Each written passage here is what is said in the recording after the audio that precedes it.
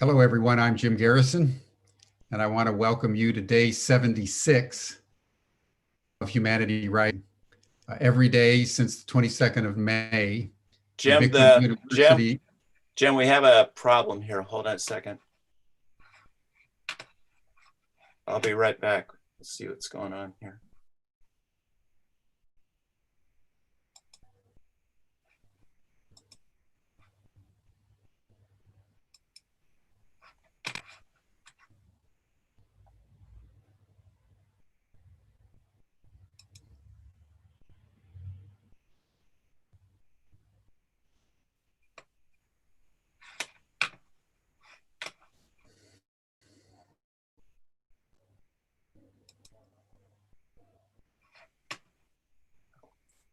You're okay, Jim. Go.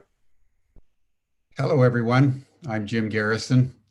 I want to welcome you to day 76 of Humanity Rising.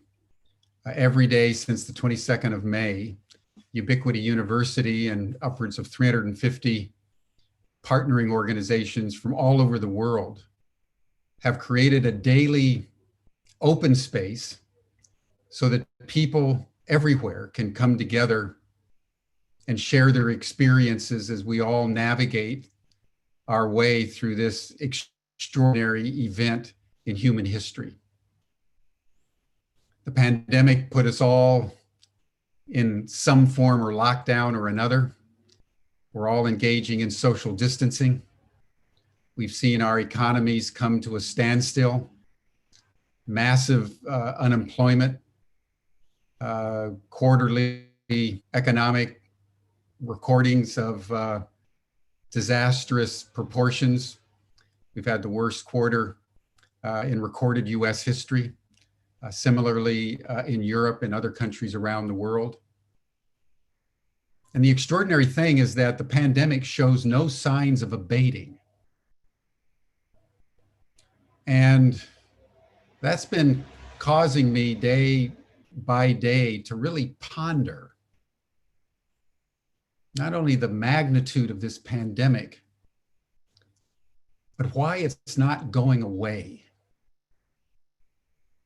And I want to just reflect for a moment on a thought that I've been having in relationship to the deep messaging from the earth through a microbe that has brought the human race to a standstill. This panel today is about pausing. And that may be the most apt phrase to use for the consequence of the pandemic. It's forced a global civilization going at breakneck speed into technology, into consumerism, into economic, political, cultural dynamism of all kinds. All that has been stopped. We're in a pause. And the thought that's been occurring to me is along the following lines. You know, we think of the pandemic as a message to the world, to governments, to corporations, in a way that somehow puts us in the progressive community, the light community, meaning all those who are working for a better world in whatever way that we're doing that, whether spiritually or culturally or politically through various forms of activisms, as sort of the people that are awake and understand. And the pandemic is here to wake somebody else up. But what's coming to me more and more powerfully is that the pandemic is challenging us in the progressive movement, in the light communities, just as profoundly as it's challenging Donald Trump, India, Australia, Facebook, Silicon Valley, the corporate structure. And my sense is, after 75 days of Humanity Rising, is that we're all basically sleepwalking. All of us.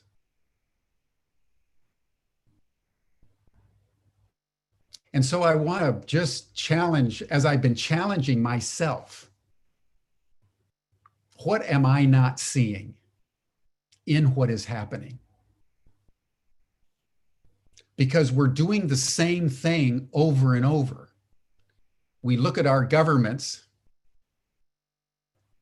and they can barely wait to get back to business as usual, which produced the problem. And we in the progressive community just keep doing what we were doing. And that's the definition of insanity.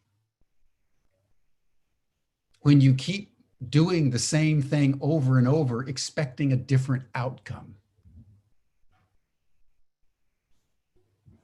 So I've been in a deepening, I would say, almost existential agony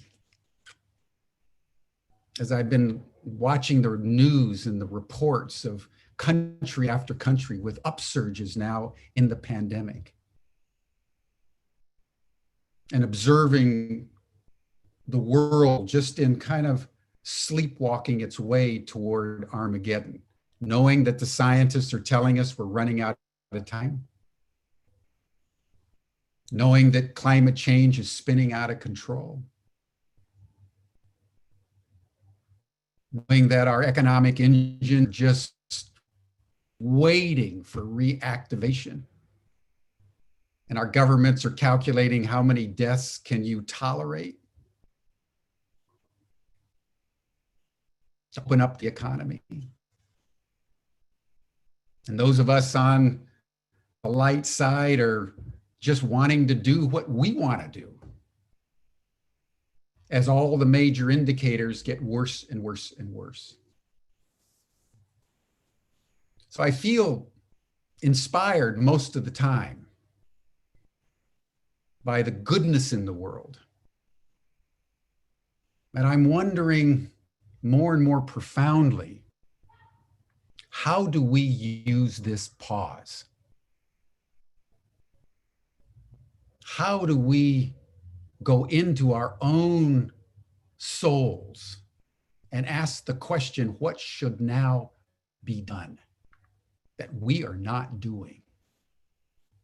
How can we come together and actually make a difference in a way that we've never done before? That's what the world needs. That's all we all want. And it can't be activated doing what we have been doing. So I want to share this living question in me that's been burning more and more brightly as our countries, our regions around the world, without exception, there's no region in the world that is an exception.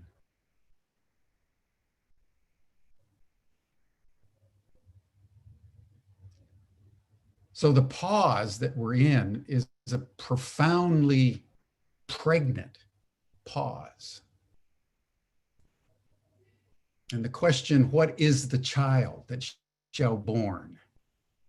What is the life energy that really is seeking expression? If only we would wake up and see what the earth is calling upon us to do. It's in that living question that I want to bring us into this session on pause. And I'm delighted to be able to welcome now Jennifer Hill, who's a journalist with Awake TV. I want to thank Awake TV and Amanda Masters, who has been so generous in broadcasting many of the sessions of Humanity Rising through Awake TV. It's been a very important and generous partnership, Amanda. So thank you. And I'll now turn it over to Jennifer for this session, day 76, on pausing and the importance of pausing. Thank you so much, Jim, for having me here with you today for this panel on Awake TV Network in partnership with Humanity Rising. Jim, you were right. When you talk about a pregnant pause, I remember one of my teachers years ago who said, without space, nothing can be born. Not a child, not a new idea. It requires spaciousness and the power of pause, which we're going to be exploring with all of our esteemed panelists here today, in order to birth something new. What does the future that you want to live in look like? In the spirit of pause, I thought that it would be very appropriate today to have one of our panelists, Dr. Rollin McCraty of the HeartMath Institute, begin today with a HeartMath technique called freeze frame to allow us to create a space, to pause, and to be in coherence together today before we begin today's panel. So Rollin, I'm going to turn it over to you, my friend. Great. Thank you, Jennifer, and good day, everyone. So in the spirit of what Jim and Jennifer have been sharing, I would invite everyone to actually take an inner pause right in this moment. And just acknowledge what are you feeling? What have been your thoughts around the pandemic, around the questions that Jim is bringing?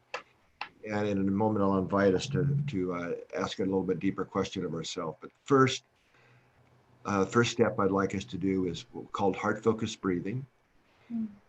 For heart-focused breathing, you focus your attention in this part of your body, right in the center of your chest, in the area of the heart. And imagine your breath is flowing in and out of your heart or chest area. Breathe in a little slower and deeper than usual. And try and find a rhythm of about 4 to 5 seconds on the in-breath, 4 to 5 seconds on the out-breath, just a casual, deeper breathing. Let's just do that. Keep that focus in the area of the heart, our attention there as we do the breathing. And as we breathe, make a sincere attempt to experience a regenerative feeling such as appreciation, love, or care for someone or something in your life. And just breathe that feeling in and out of the heart area. Let's just do that for a moment. And by doing that breathing and that activating the regenerative emotion, it takes us more into a state of alignment with our larger self. And from this more objective place of coherence, ask yourself, what would be a more efficient or effective attitude or action that you can do, that I can do during this time to bring more light, to bring more love into the planet, into my life, into my family? What's my next step? What can I do? What do I need to do? And just asking your larger self through the heart that question, and just sit with that for a moment, just quietly inside, and quietly observe any subtle changes in your perceptions, your attitudes, or feelings. And you just be in this moment of pause, asking your own heart, your own larger self, what do I need to do? What is my next step? How do I bring more love, more light into my life and those of others?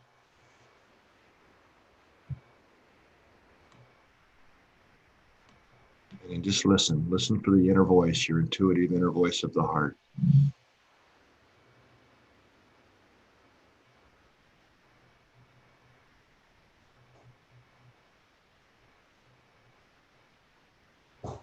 And if you get any shifts or any subtle, don't necessarily look for, giant voices going off. Oftentimes the voice of the heart can be quiet and just a shift in perception or attitude.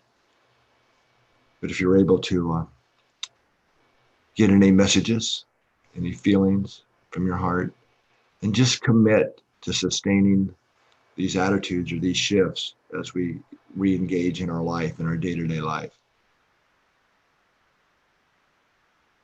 Hey, when you wake up, just check in with your heart. Ask yourself, what is the most important next step for me in my life?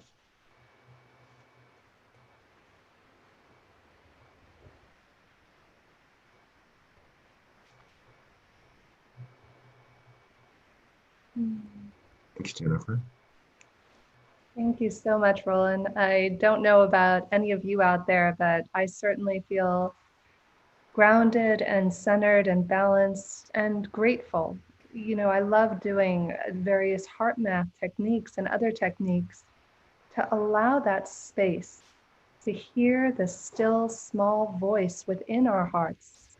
And in fact, a friend of mine, Diane Hayworth, whose sister Jenna, who's here with us on the panel today, introduced me to, taught me one of my favorite prayers that I say now every day.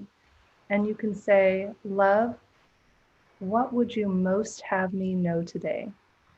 Or to Rollin's point, you could say, heart, what would you most have me know today? And every day I get an answer that's a little bit different. And when we use these techniques and the tools that each one of our panelists are going to be sharing with you today, they're going to give you access to hearing that still, soft, quiet voice of the heart, of the soul, of the inner knowing, and most importantly, of what matters most to you. And that is one of many, many powers of this pause and the space that we've created. So I'd love to share with you a little bit about each one of our panelists, and then one by one, I'm going to have them share a little bit about them and what matters to them. Today we have with us Dr. Rollin McCraty, who you just met from the HeartMath Institute. Rollin has been doing research and work with HeartMath since its inception in 1991. And I love Rollin and all of the special work he's done. In fact, if you're interested and you want to learn more of the techniques that we just did, look up HeartMath on Awake TV Network. And we did a 5-part series where they go into depth, and there are many wonderful YouTube videos on that. So I'm going to share with you a little bit about each of our panelists, and then we'll go back and start with Rollin. So additionally, we have with us here today, Sister Dr. Jenna.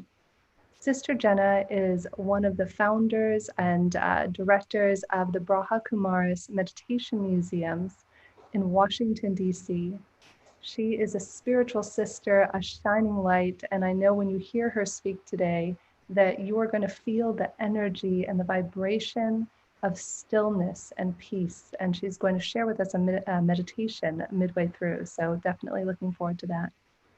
Additionally, we have with us Michael Ventura. Michael Ventura is the founder of Rosa, an analytical and design company. And he's actually, it was funny, Jim Garrison introduced us and reconnected us. And he was originally a guest on my Get Yourself the Job show a while back, and we were delighted to be reconnected. I love Michael's work. He focuses on applied empathy.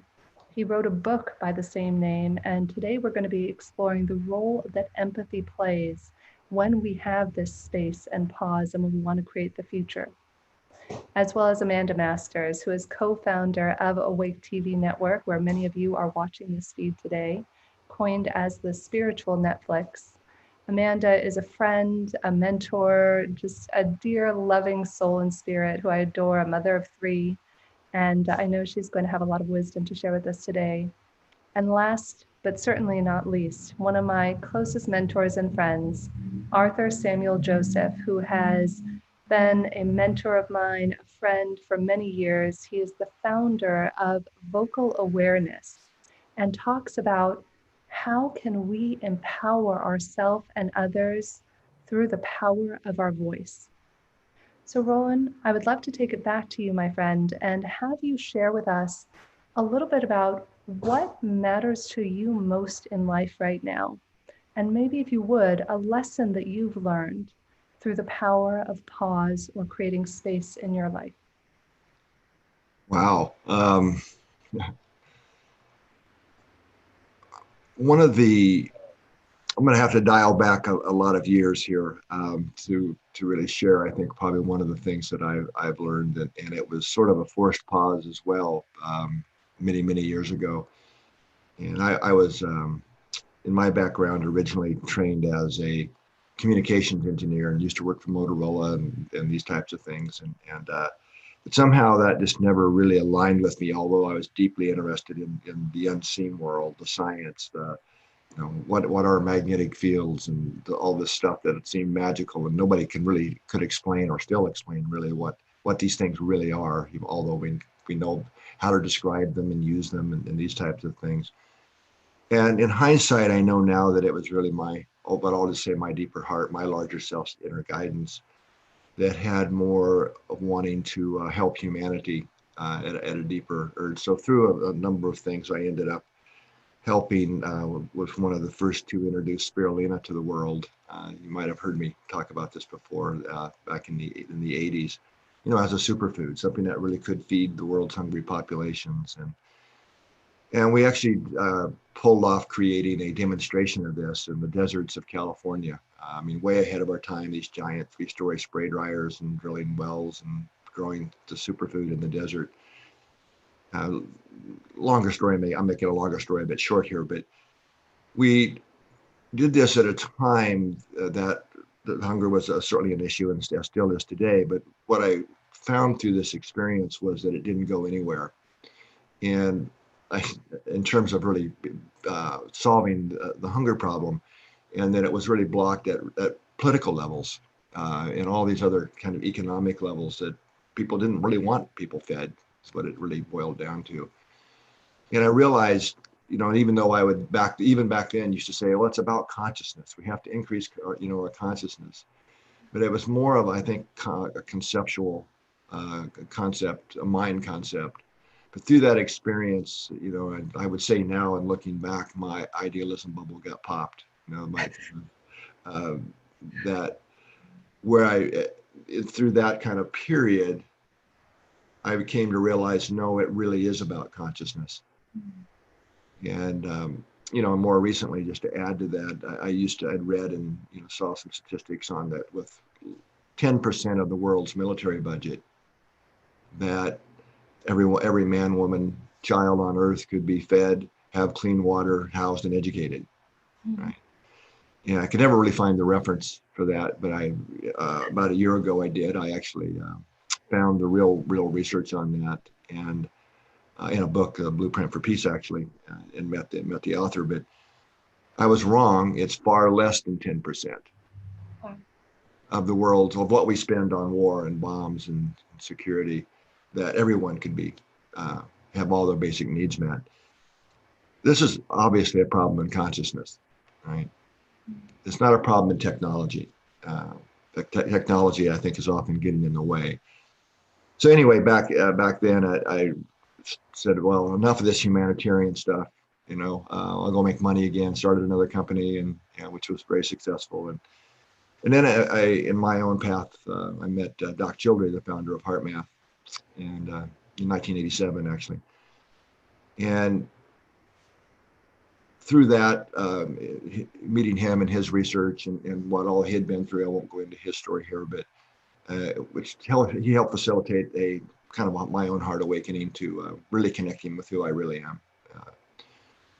That kind of waking up to another level, and understood that in my own self, and that it really is about the heart. This is not a metaphor we're talking about, and that's why we started the research around in HeartMath and around the heart, not as a metaphor, but as literally the access point to our larger self, whatever you want to call it, your higher self. By larger self, you can call it God, your spirit, soul.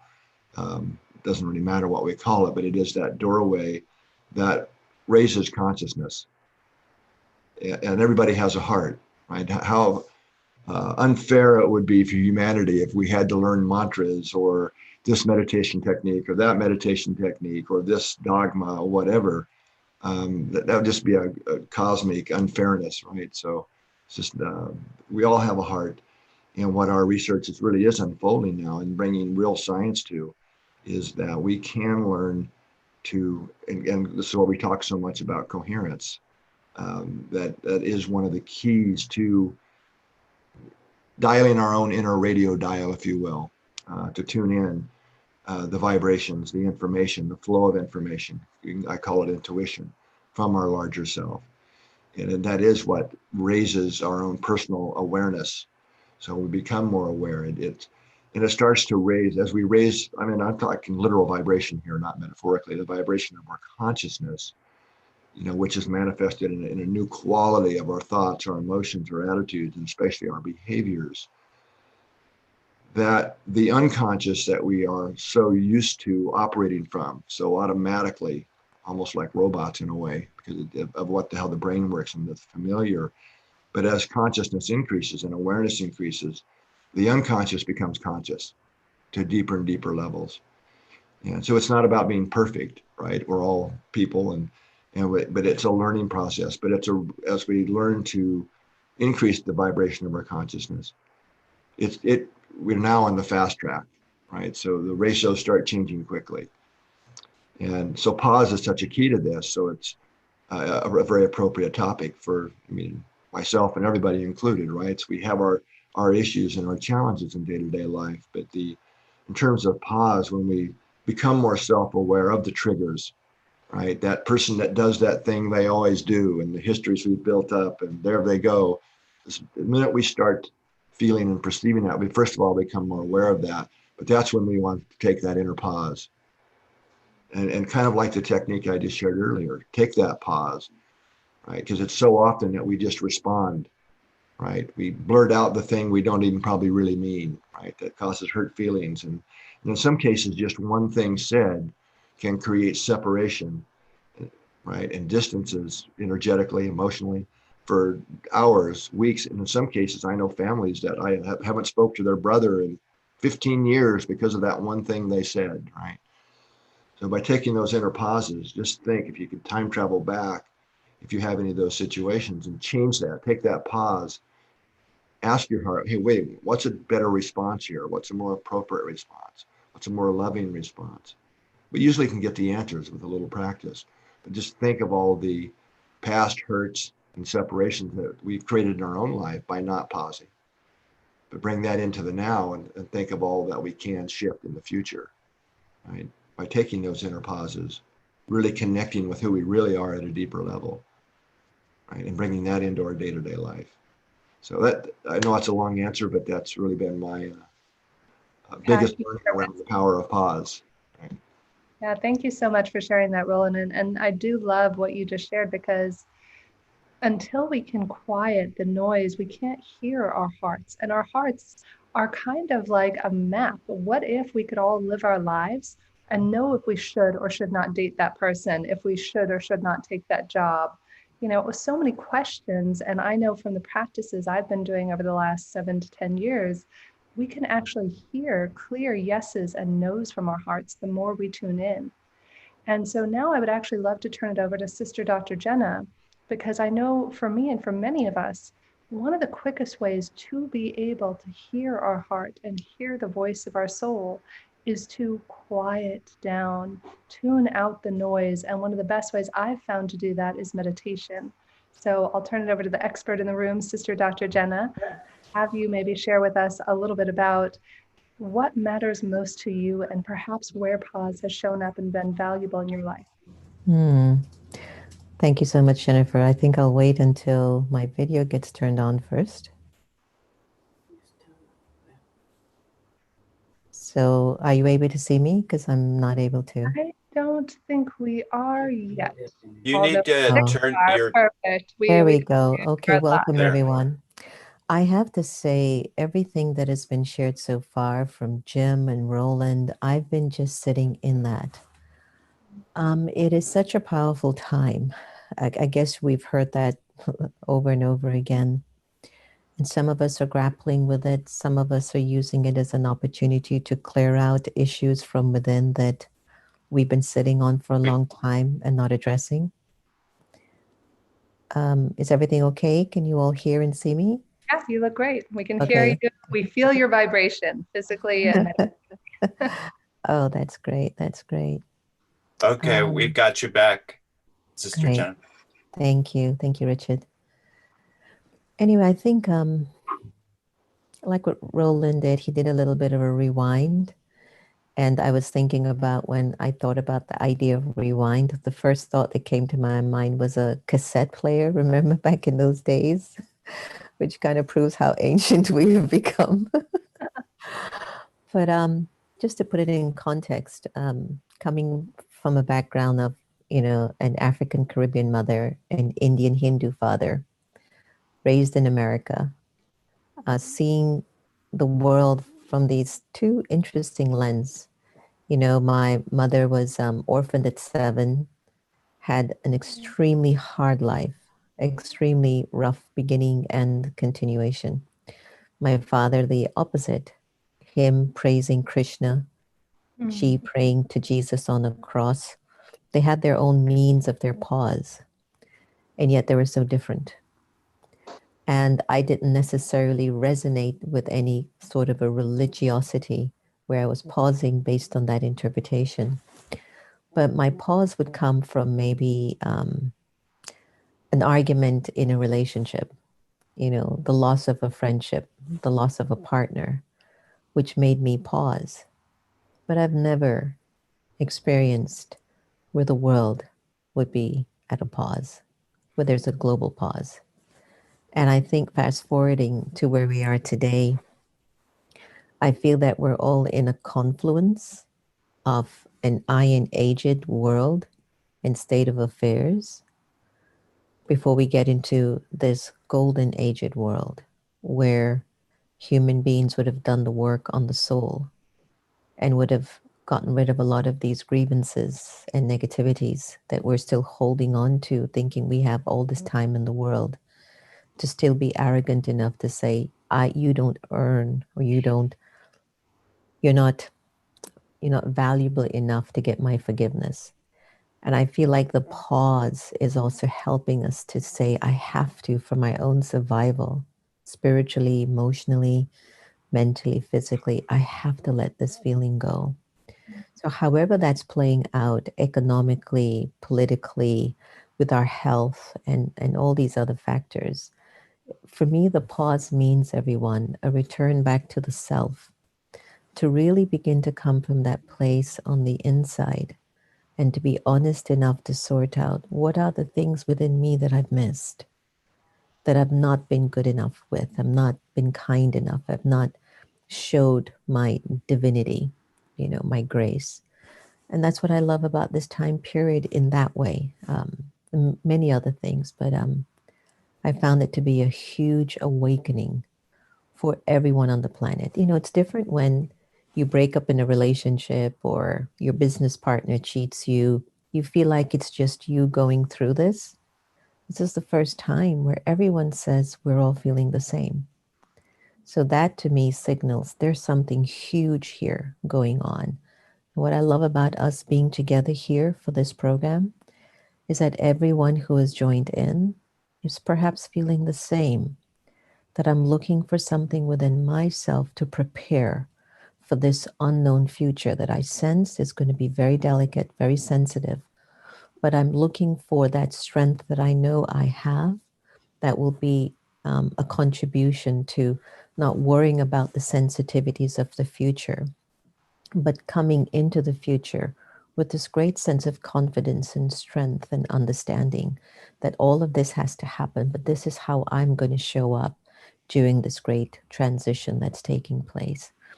So it's been a gift, and for individuals who are really suffering, it might be very hard to accept it as a gift, but there's benefit in whatever tribulations or trials we're going through, because it aids us to find powers and strengths within us that perhaps we've been too lazy to apply. So just these thoughts that I wanted to share for now. Thank you so much, Sister Jenna. And it's funny, you just said these things in us that we haven't been willing to look at. I like to think of them as our superpowers. It's easy to nitpick ourselves and the people in our lives and say, oh, I'm not good enough at this, I'm not good enough at that. But what if on the other side of that thing that you feel is the greatest learning opportunity is the greatest miracle that you've ever experienced? I can only speak for myself, though I can say that every time I've had a great personal hardship or challenge, what some would perceive that way, on the other side of it is something more incredible than I could have ever dreamed of.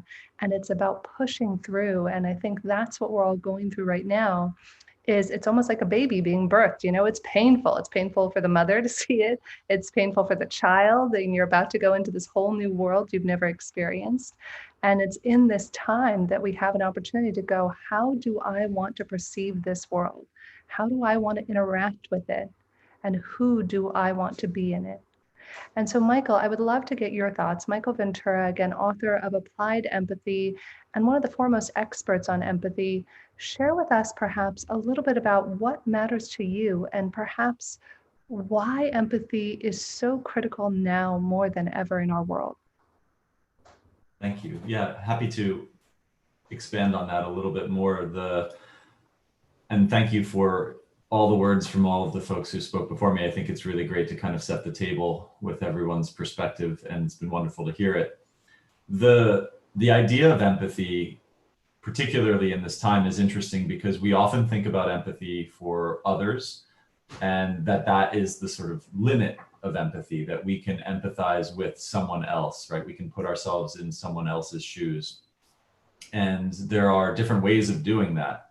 There's a practice known as affective empathy, which is sort of like golden rule empathy, right? I'm going to put myself in your shoes and I'm going to act the way I would want to be treated.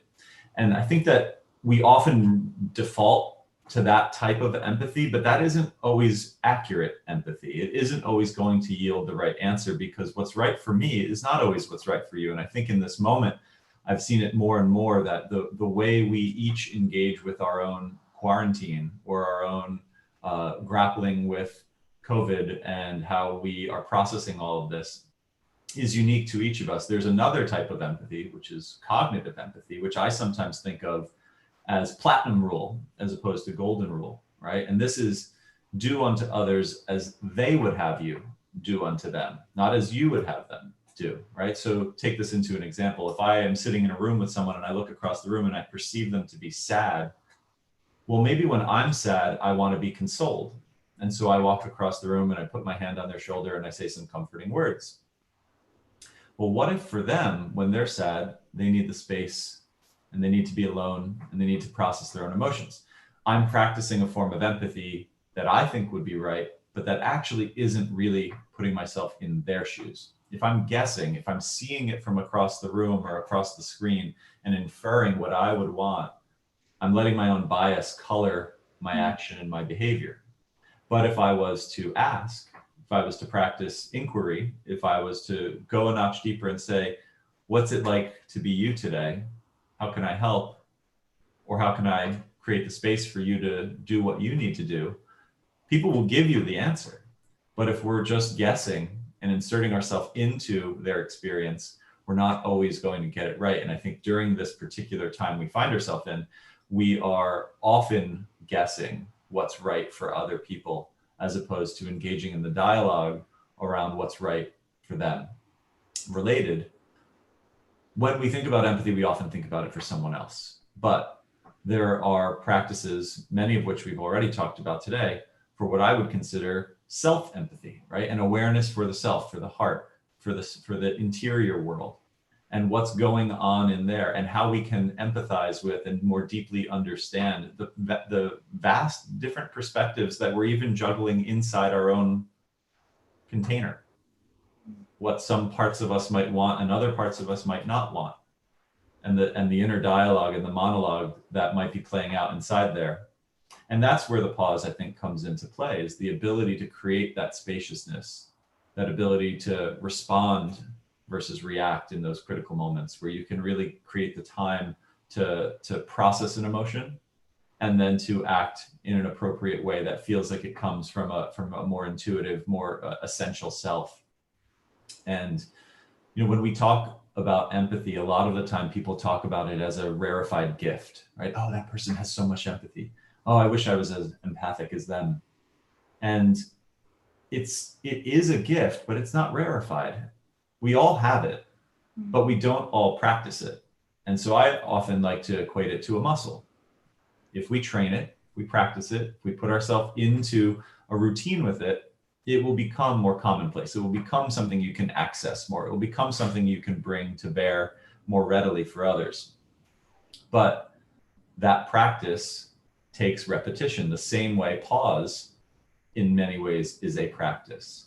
It takes that repetition and that dedication to refine it, to make it a reliable skill you can call upon. when we think about the forces that we act with in the world, positive forces, negative forces, those tends to be the two big forces we think about. But there is a third force which is equally as powerful, which is neutrality. People think of neutrality as the absence of force, but neutrality is a force unto itself. And being able to be comfortable in that space of neutrality is a training and a practice that can yield really valuable results. And when we're in that space of pause, time is not up to us.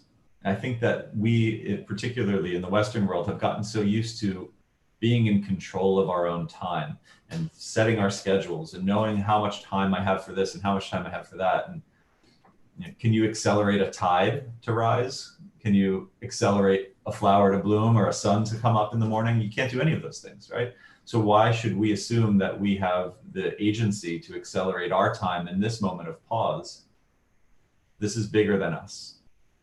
And so being able to practice that spaciousness for allowing time, the time it needs, and the space it requires to let things come to pass is a really critical skill to refine in this moment. I love that, Michael. And I think it's so important to, what you said is to sometimes we think we know what we would want in that situation, and yet we don't ask. And in the power of that pause and that space, what if we took that little bit of extra time, and what if we got curious instead of assuming we know what's best for somebody else? What if we asked somebody, what makes you most happy? In fact, there was a guest I had had on my show years ago, Dr. Paul White, who is author of Appreciation at Work with Dr. Gary Chapman, the author of the 5 Love Languages. And one of my favorite things to do in business was to ask my team members, how do you most receive being appreciated? What is your favorite way to be appreciated? And Dr. White taught me that. And imagine if we asked all of our friends, colleagues, romantic partners, how do you receive appreciation the most? And that's only something that we can ask and get curious about when we bring awareness to it. Now, before I hand it over to Amanda, you hit on a topic, Michael, that I know one of our panelists here is an expert on, and I would love to get his 2 cents on it. Let's see, is Arthur on with us right now? Was he still able to be here with us? Oh, we may have lost him. I'll diverge for a moment here because I think we may have lost Arthur, unfortunately. I highly recommend checking out his book on vocal awareness, but Arthur does have an exercise that I would invite everybody tuning in to check out called the 168-hour exercise. To your point, Michael, we can't change the tide. We can't change how long it takes a flower to bloom or how long we have to work in a day. But what we can do is we can observe and bring awareness to our time. And an exercise Arthur has had me work on many times during our work together is called the 168-hour exercise, where you observe the 168 hours in your week and you ask yourself, what am I doing with those hours? Where is there extra space that I might not be aware of? And the really high level consciousness is, what do I want to do with that space? Once you realize that you are the person who gets to have a say in your time, yes, there are certain things such as families and work and things, but I guarantee you, you have more spaciousness and more time than you know. Let's see here. Oh, speaking of which, there, Arthur just joined us. Let's see if, are you there, my friend? Yes, I am. And I was here, but I couldn't find me. Here I am again. I just went out like the 6th time and got back in. Well, it's our lucky day. So I was just sharing with people a little bit about the 168-hour exercise and tying into Michael's comments on time. And I know you have a thing or two to say about pausing versus space. So I'll hand it over to you for a moment. Did you want to, you were starting to speak about Amanda. Do you want to do that first? Let's do it with you. Since you're on with us right now, while the universe has blessed us with your presence, I know there were some technology issues early on. Let's have you share a little bit about that, and then we'll go over to Amanda. Well, first of all, it is such a joy to be here, and we're honored to have Jennifer lead us in this conversation, in this dialectic, because of all the people I've taught in my virtually 55 years of teaching, Jennifer is one of the rare people who strives to live in the truth of what she teaches.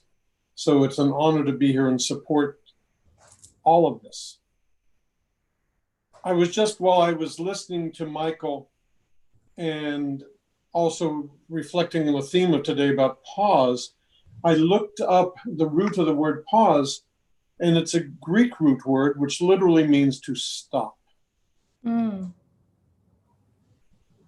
In vocal awareness, as you know, I teach us how to create space. I'm not a big advocate of pausing. If I ask our listeners, for example, right now, to pause, just think about pausing. And the body's first impulse, frankly, is to hold its breath. But now if I ask you to allow yourself to be in the space of being with yourself, 2 words, capital S. And in this space, just allow yourself to be in what I refer to as your deeper listening.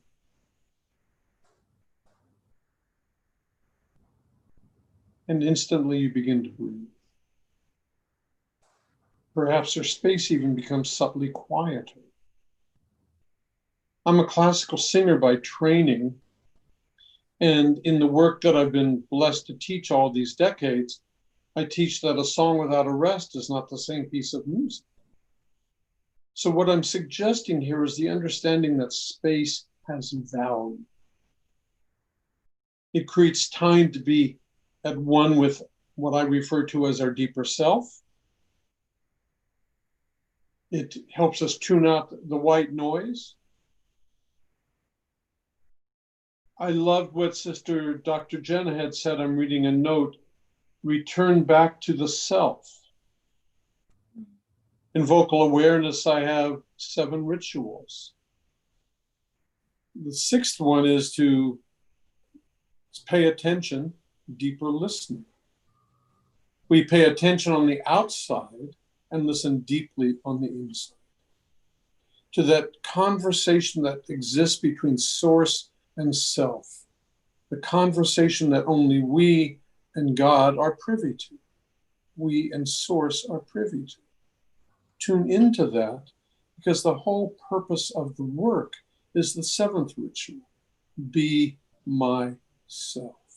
And it's not myself, 1 word, it's myself, 2 words with a capital S.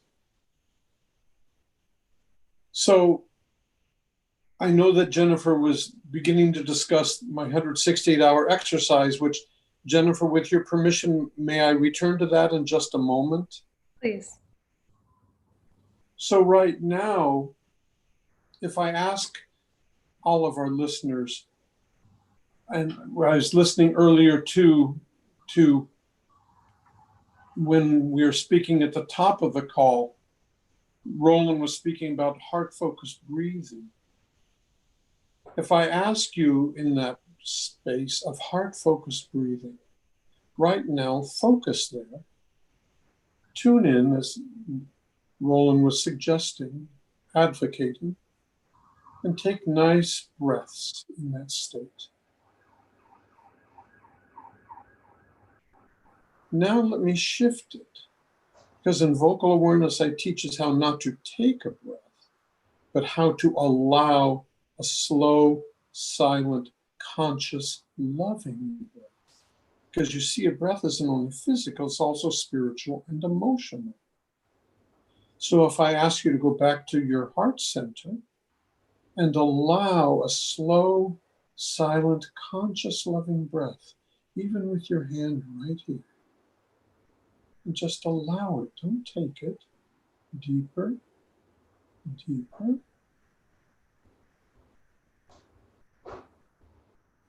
And notice it's subtly different. It's a little more, it's a better frequency. Your internal and external space even become more quiet. We speak about consciousness. We speak about awareness, of course.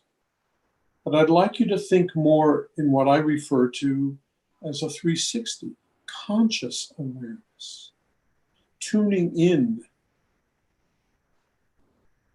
It's so extraordinary that this webinar is taking place.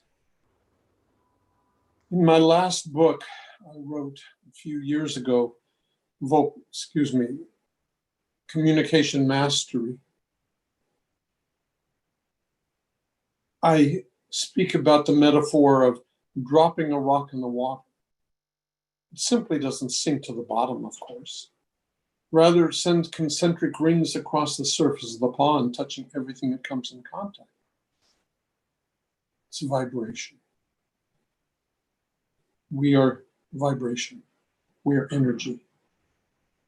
So as we refine our breath, not take but allow, as we refine, as I heard in Sister Dr. Jenna's voice, this beautiful presence in the sound of your voice, Sister Dr. Jenna. That energy, that vibration impacts all of us. And again, it's a higher frequency. So all of us, we want to be able to connect through our vibration with the universe, with the planet, with our loved ones, with our business partners. So vocal awareness teaches us how to live in this work. Not just when we are in yoga, not just when we're meditating, but that breath permeates every moment of my waking life. Every conversation I have, I connect with Source Self through a conscious, loving breath, and I'm immediately in conscious awareness. I will give way in just a couple of minutes, if that's all right, Jennifer. And if I ask you all to observe the first ritual, to merely say thank you to Source, thank you to God, and just take in the thought however you define it.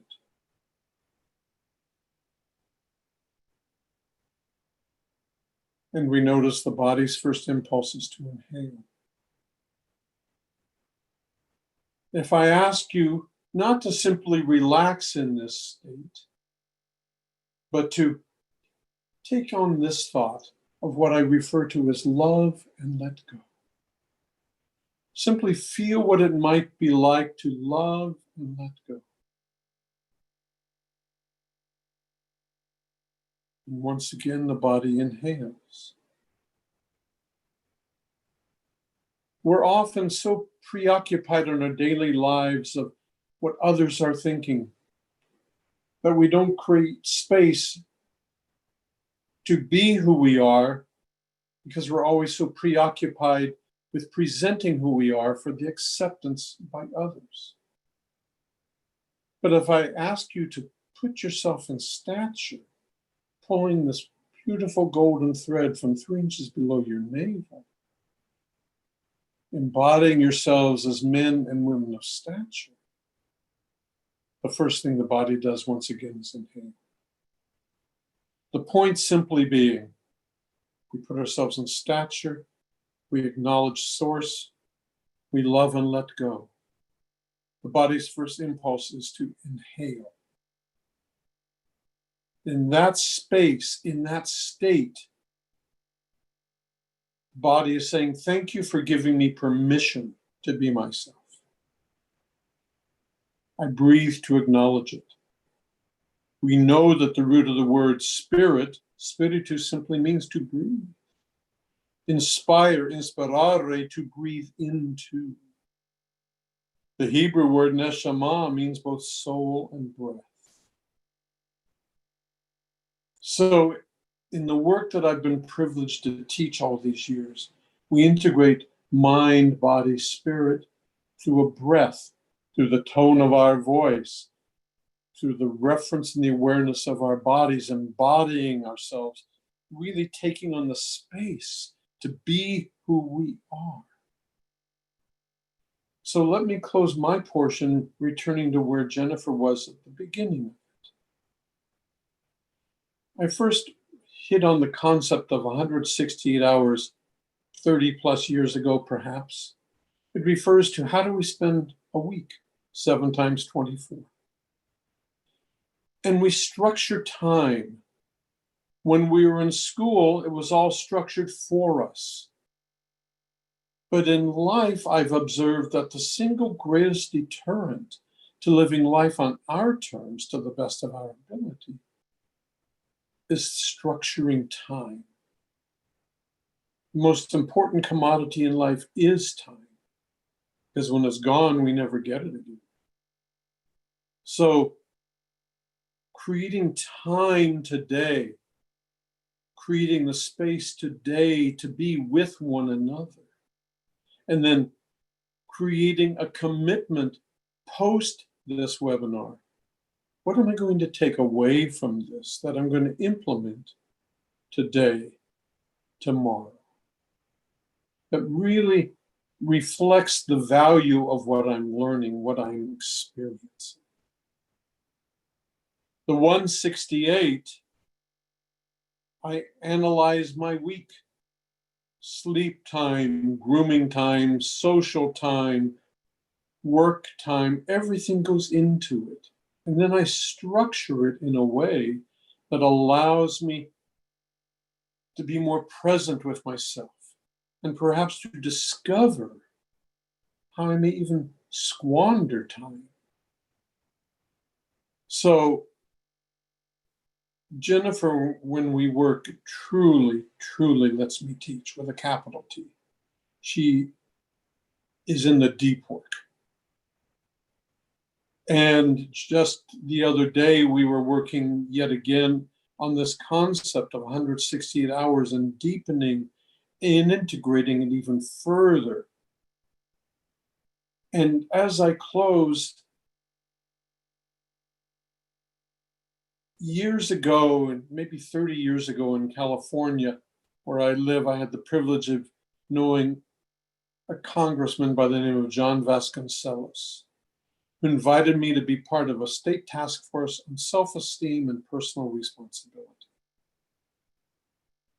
Wouldn't it be wonderful if conversation could continue in this time, in this perhaps most challenging time since we've been alive, those of us on this call, and perhaps even most everyone tuning into this call, this is the most challenging time we've ever experienced. How do we come together to support one another? How do we come together to create space, to create a pause in a way that benefits everyone? Tuning into our conscious awareness so that out of the challenges of today, we become like the phoenix and soar so that we are better prepared for tomorrow. Beautiful, my friend. Thank you so much, Arthur, for everything you just shared with us.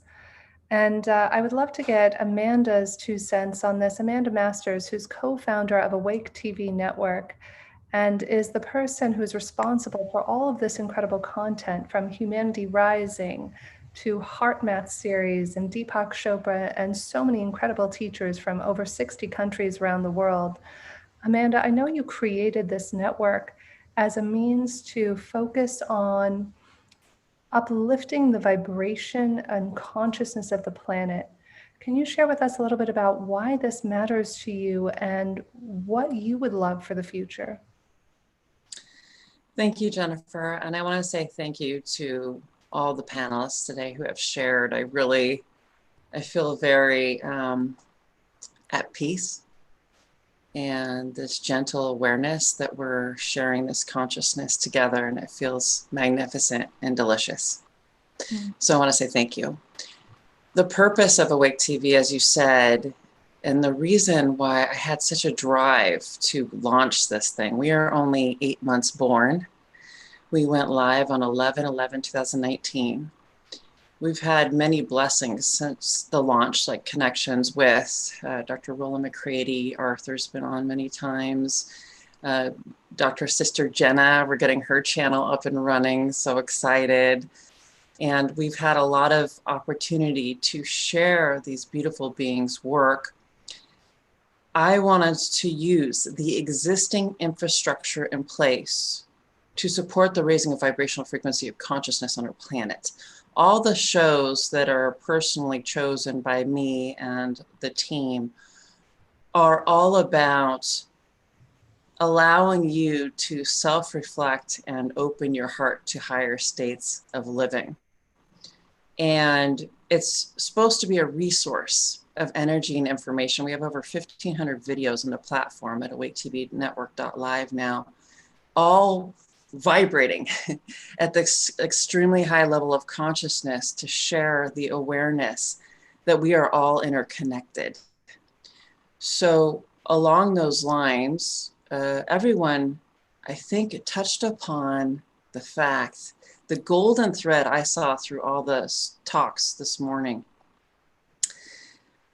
is self-awareness during this time and flexibility.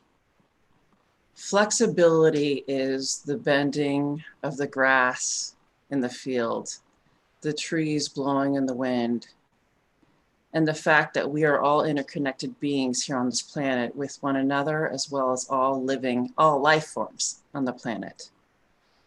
What we thought we had as structure and form has been completely, in a lot of ways, dissolved. And we've been forced to self-reflect in this much higher state of awareness, self-awareness. And to Michael's point on empathy, and as a skill, being able to ask the question, what do you need? Versus, here's what I think someone else needs from my perspective. It's time that we ask that question of ourselves. We really have to start with ourselves first. Amanda, what do you need? What have you been denying for yourself? What have you not done to take care of you first? Because ultimately, I don't have control over anything outside of myself. I'm a mother of 3 children, Hannah, 17 years, Dylan, 14 years, Jimmy, 11 years. I don't have control over them, nor do I want control. I can act as a guide and a way shower. Hopefully I'm doing a decent job. However, I do not want and cannot exercise control over these beautiful, magnificent beings that chose to come here during this time. I also don't have control over the fact that their schools are shut down for the beginning of their new school year. My son Jimmy is starting 6th grade actually, for the first time in middle school, going from elementary. It's a huge transition for a child to go from one classroom setting to 5 to 6 major classes a day and different teachers. He's going to start the process online. My middle son, Dylan, who's 14, is going to be transitioning to high school as a freshman. So he's going to go through a major transition online. My daughter, Hannah, is going to begin her senior year online, which in a child's world is pretty much the most important school year of their school career, 12th grade here in the United States. So we are all forced in this pause to self-reflect. My children are self-reflecting. I'm self-reflecting. And I think the most important thing during this time is to ask yourself, what do I need? Where can I serve myself first? Because when you serve yourself through connection to the heart space, like Dr. Rollin McCraty talking about heart math techniques, these are founded in science. They have been around for 25, 30 years, and they are profound. These simple, basic breathing exercises through the heart space, because the breath is God's word. So to understand that the simplicity of the breath can bring you back into alignment is first and foremost most important during these times. I have control over my awareness and how I manage myself day in and day out. The feelings I'm having and this emulsification of myself, this transformation, this transition of myself, is realizing that I don't know what's coming the next minute, the next hour, the next day, the next month. this perception or idea that I have control over what's happening is being shattered. So this idea of empathy, ask yourself first, what do I need? Because when your cup is full and overflowing, you can begin to support and help others. You do not want to drain yourself while you're trying to support and manage the world and help everyone around you. Humanity Rising, this movement that Jim Garrison and his team has started, is all about providing tools, both practical in your living, organizational, global, to support change on this planet. And yet, if your cup is not full and you're not helping yourself, you cannot support all these movements that they're discussing every day. So my invitation is to reflect on self-empathy and self-awareness. I've definitely had to do that through this process of Awake TV Network. We've been extremely busy, a lot of projects, and I've had to readjust my ways, consciousness, etc., many times over. I've cried tears. I've gotten to the brink of I'm quitting. It's too much work. I've gone through all these personal emulsification moments to be here to share what I found has worked for me. And that is self-awareness, because I can be the best mom I can be for my children, for example, when I am in alignment, I am feeling whole, and I am feeling connected. So that's what I invite everyone here to do. Thank you so much, Amanda. I love what you were sharing. And as you were sharing this, it occurred to me, one of my favorite techniques that several of my teachers have taught me over the years is inner child work. And for those of you who are not familiar with inner child work, it's very similar, encapsulating a lot of the techniques from what Arthur has shared, to what Amanda just talked about, to what Michael and Sister Jenna and Rollin have talked about. It's very simple. You put your right hand on your heart and you imagine shutting your eyes and you visualize yourself as a little child, whatever age. Your child could be 14, 5, 10. And the way that my teacher taught me is to address yourself in a loving, kind way. You could say, hey, buddy, or for me, I call mine sweetheart. I say, hey, sweetheart, how are you doing today? I use the technique that Amanda just talked about, and I say, hey, what do you need today?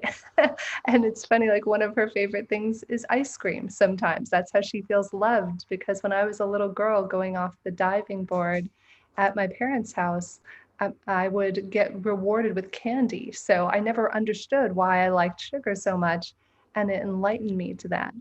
So I invite you, as part of your practice, my favorite way to connect with myself and do that is right after a meditation, when you're already grounded and centered, or perhaps if you've done a heart math technique or some deep breathing, as Arthur just referenced, allow yourself the space to connect to yourself. Why does this matter? Have you ever noticed that when we get angry with one another, or when we're angry ourselves, we are not an adult human being. We are not a 25, 35, 55-year-old person. We are a tantrum throwing 2-year-old. At least I am, in those moments where I'm not my highest and best self. And when we can also connect to other people in those moments, to Michael's point, and have empathy, when somebody is feeling angry or upset, instead of seeing them as a threat, see them as their little child. Imagine them as a little 4-year-old throwing a tantrum, and then you can have a different relationship with that person. To go back to Amanda's point, though, it all begins with knowing yourself and having a practice out of what do I need, and making sure to make the time to connect with yourself. And speaking of connecting with yourself, I think this is a perfect time to create a space to allow ourselves to go within as we continue on this journey that we're on today.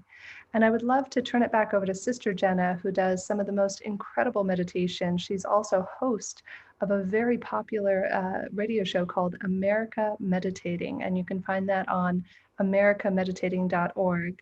And every time I hear one of Sister Jenna's meditations, I go into complete bliss, awe, and joy. So, Sister Jenna, if you would.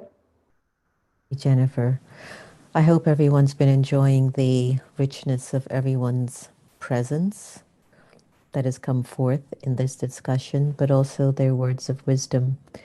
As I sit here too, just soaking in everything, I'm revisiting my whole journey because I feel that this pause too is inviting us to turn up our authenticity, honesty, sense of self, since so many things that we're used to are no longer available.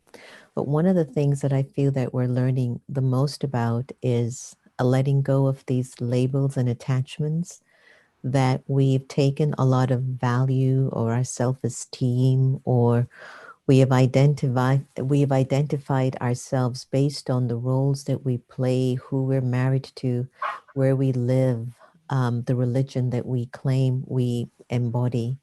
But what if all of that no longer really plays a role and it's not important? Churches are closed, schools are closed. We're in houses with people, either we love them, don't love them, have to love them. And all of these relationships, husband and wives, all of that male, female, is it really that important anymore? Or is it just the soul, the spirit, the being, and my relationship to God, to the divine? So this meditation is entitled What If? And basically, what if I really just chose at this moment, let go? All these, labels and identities that I've gotten so used to, and as a result of the global pause and this pandemic, they're not important. What's important is, who am I on the inside? What's my sentient truths that I know I need to bring forth in the roles that I have to play? So take a deep breath. Please sit up straight. Make sure your environment is pretty quiet and you're not going to get disturbed. And I think Arthur's video is on. His sound is on. So if he can mute it just in case, so that we don't get any disturbance. And just take this next 3 to 4 minutes to reconnect to you, the soul, and the God, the Supreme Soul, and see what emerges within you. Ready? Open up, take a breath. Exhale. Let's travel.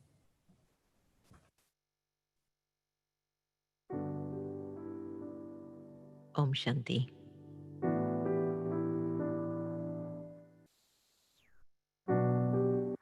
As I sit here in quiet reflection, I'm reminded how my thoughts create my reality. I've accepted that I am what I am because of what I think.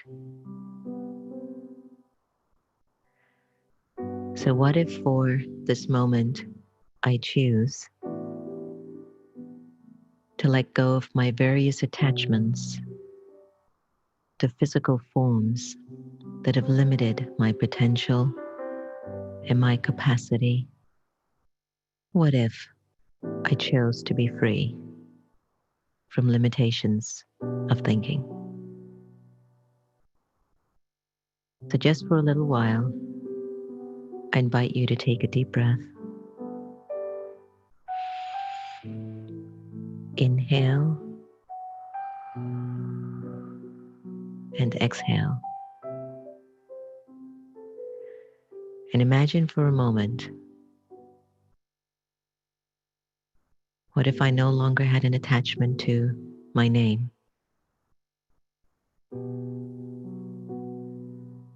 How would that feel?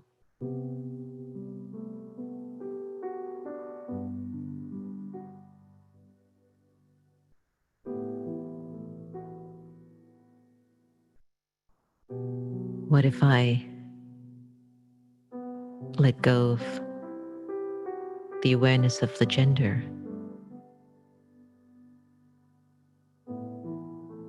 What if I let go of the roles that I play, the titles that I own?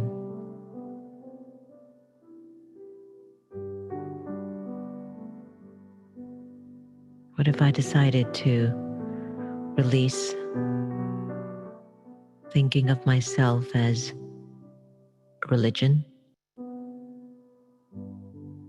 a language, a nationality?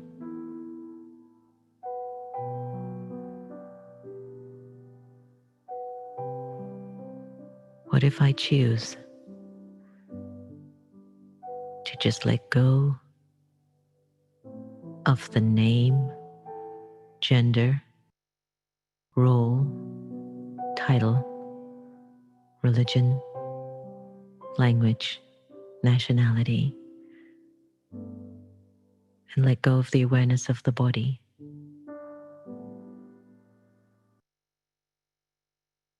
How would I feel?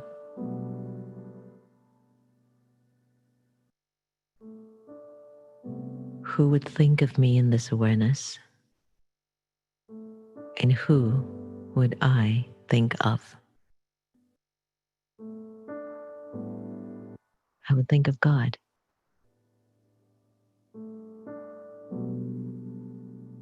And God's remembrance would fall on me.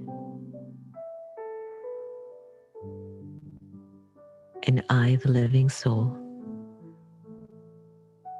would be completely free.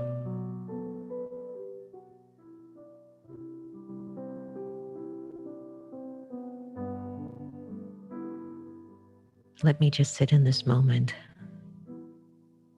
for a little longer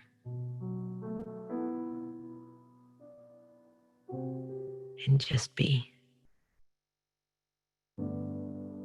free.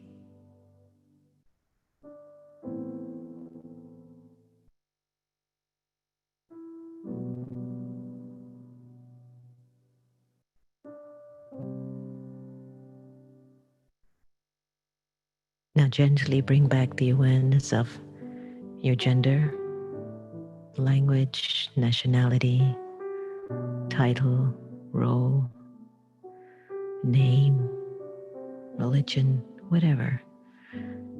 Bring it back to your awareness and see if you can bring the experience of freedom and peace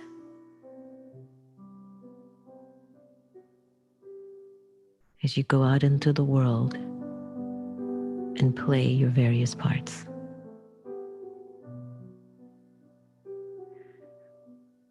Om Shanti.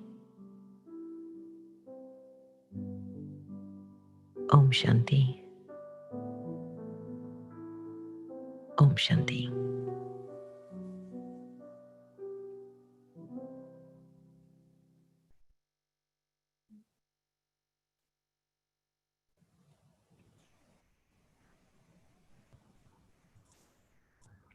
Thank you so much, Sister Jenna, for sharing that with us.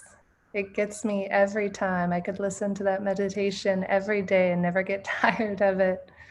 It feels so freeing to let go of all of the labels and attachments and ideas we have about ourselves and the world. And there's definitely a spaciousness available to all of us after we do that meditation. Yeah. And I appreciated what Arthur was sharing about the spaciousness, because what this pandemic and pause has also offered us is to give space to the being so that the being can be nurtured back or forward into its real essence. And that might be our greatest gift that will be emerging from this as well, the real awakening at a collective level. I love that. And if you wouldn't mind, Sister Jenna, I would love it if you could share the practice from the Brahma Kumaris organization that you have every hour on the hour. It's something that I think is an easy way for us all to practice stillness and silence and spaciousness in our lives. You know, we're talking about this pause that we are involved with and this global pause that everyone is witnessing. One of the things I've loved about our spiritual community, which is predominantly ran by women, and just to give you an idea that so much can happen when you pause. There are 9,000 branches in 120 countries with 1 million volunteers, and we're all also, our spaces are closed, but we've continued our day-to-day routine like what Arthur was, how do you use your hours? So during a day, we have a regular routine starting from 3:30 in the morning. We do our pause. At 4 o'clock, we do a collective pause. At 6 o'clock, we have a morning class session. And then from that point on, everyone, from 10:30 onwards every hour, we do something called traffic control.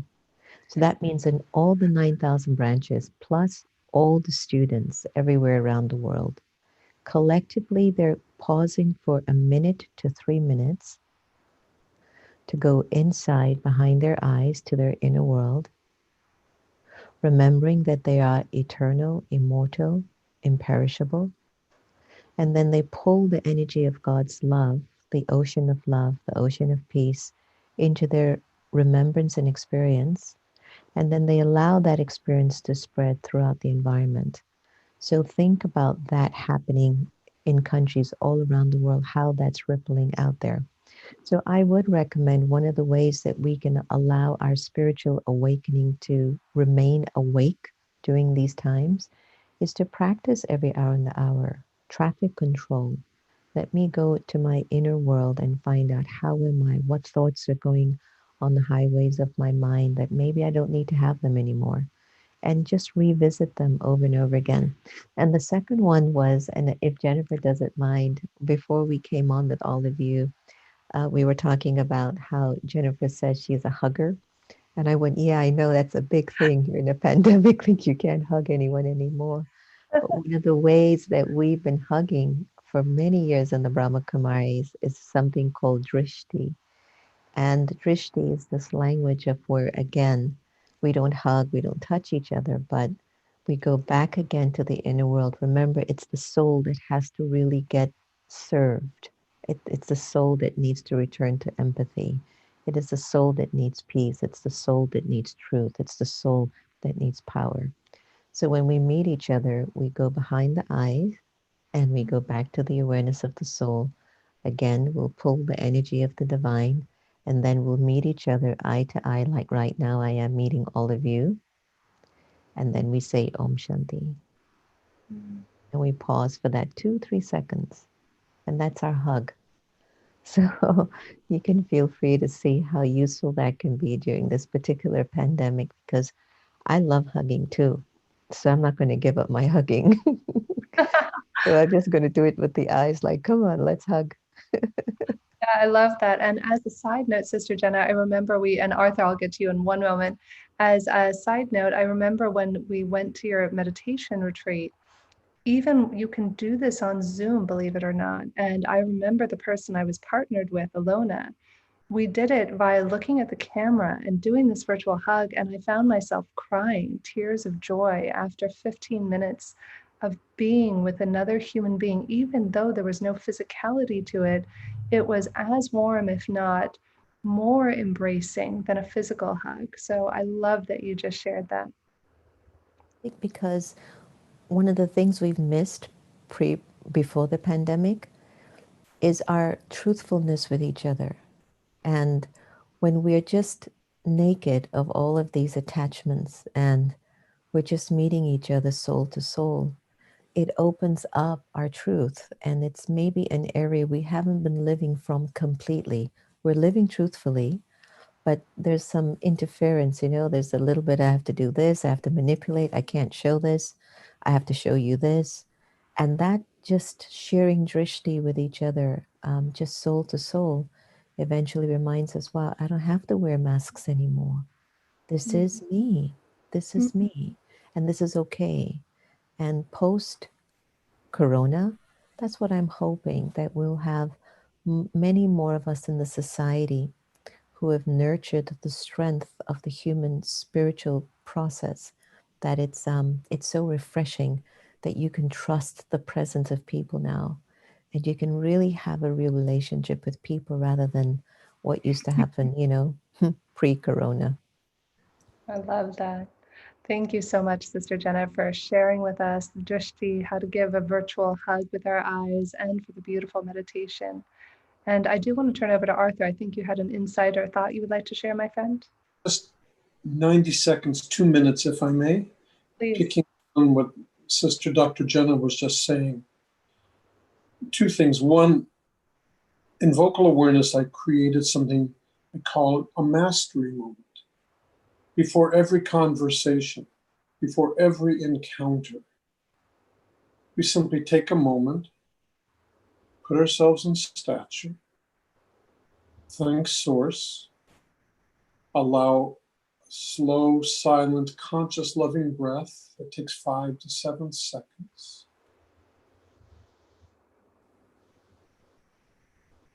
That mastery moment maybe takes 20 to 30 seconds, but it helps us reconnect to our deeper self in this moment, the intention of this exchange that we're about to embark upon.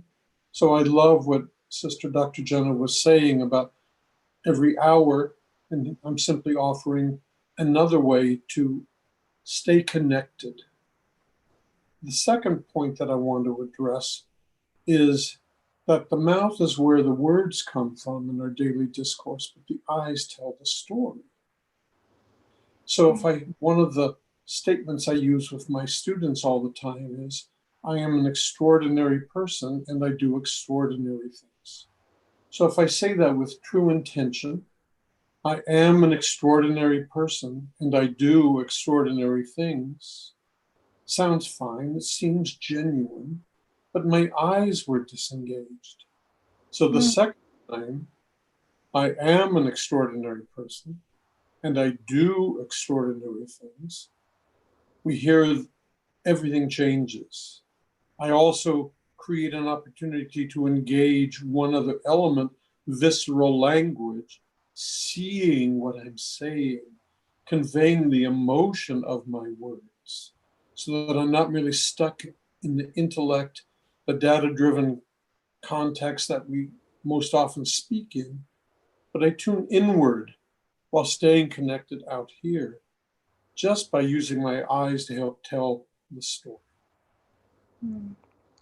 Thank you for that. And I think it's so important because we tune out and we turn off, Arthur. You know, so many of us, when we're on these Zoom calls, it's really easy to go into autopilot and to forget the essence of who we are. So whether we're practicing drishti or the technique that Arthur just mentioned, our eyes are the windows to the soul, and so are other people's. And it allows us to be intimate with one another when we connect with one another at that profound level. On that note, Rollin, I would love to get your insight, my friend. If I could give you a paintbrush, and if with this paintbrush you could create a future you would want to live in, what would that future be? And how would you create that future using heart math or other techniques? And thank you. That's a really tough question in a way. Let me start with how. And as you know, I'm both a scientist who is doing, I think, some fairly deep work on interconnectivity. And I won't go into, I've done lots of shows on the science, so I'm not going to go there right now. But what we are seeing in I think, a profound new way is how deeply interconnected we really are with each other and with the earth itself and the fields of the earth. And one of the things that I'm often encouraging people to do is to another kind of technique of heart math is to what we call spot check. Take that pause and ask yourself, what am I feeding the field? Because what we now know is that what we feed the field matters. It does change the physical world. And if step 2 of that is really when we spot check and ask our question that, how much love am I feeding the field? And from my perspective, love is intelligence. I mean, it's synonymous to me with consciousness. It is the organizing intelligence of the physical world, and certainly us. And the shift that we're being forced into now, I truly believe, is an awakening, a collective awakening of humanity, to where we really have to become more responsible for feeding what we are feeding the field, individually and collectively.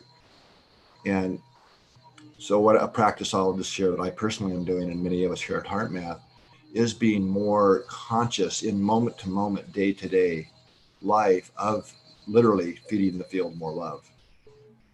And that I've been practicing for, I don't know, 40 years.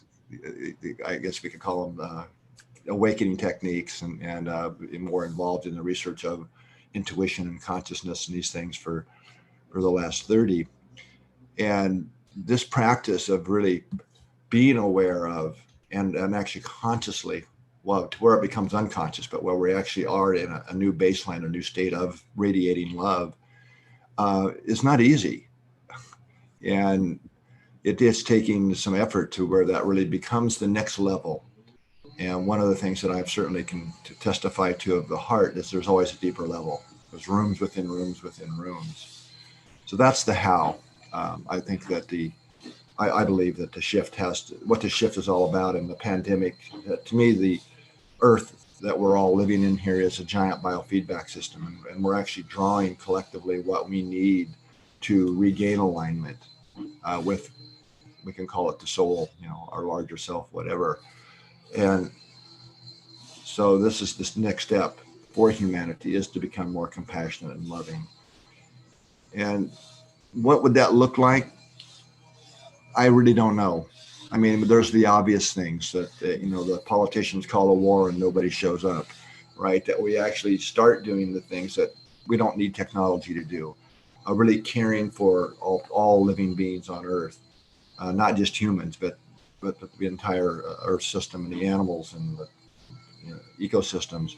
Those are the obvious, but this is not a new thing here. But imagine that if we could time travel back even 1,000 years, or especially maybe like 2,000 years, and you show up and you pull out of your pocket a Bic lighter and you flick it, and all the people around would be, oh God, magic, and you're some type of God, right? I mean, they couldn't even conceive of something as simple as a lighter, right? If you asked that question to imagine what the future might look like. And I think we're at the same place now, that what would seem like a magical realm was something as simple as a lighter that we're on the threshold of. Because as we shift in consciousness to that next ring, the next dimension of consciousness, it will seem like a magical realm to where we're at now. And the things that unfold in that and the possibilities, I really don't believe we can envision and imagine right now of what really can become possible, not just in the physical world, but in terms of our inner experience and our ways of experiencing who we really are.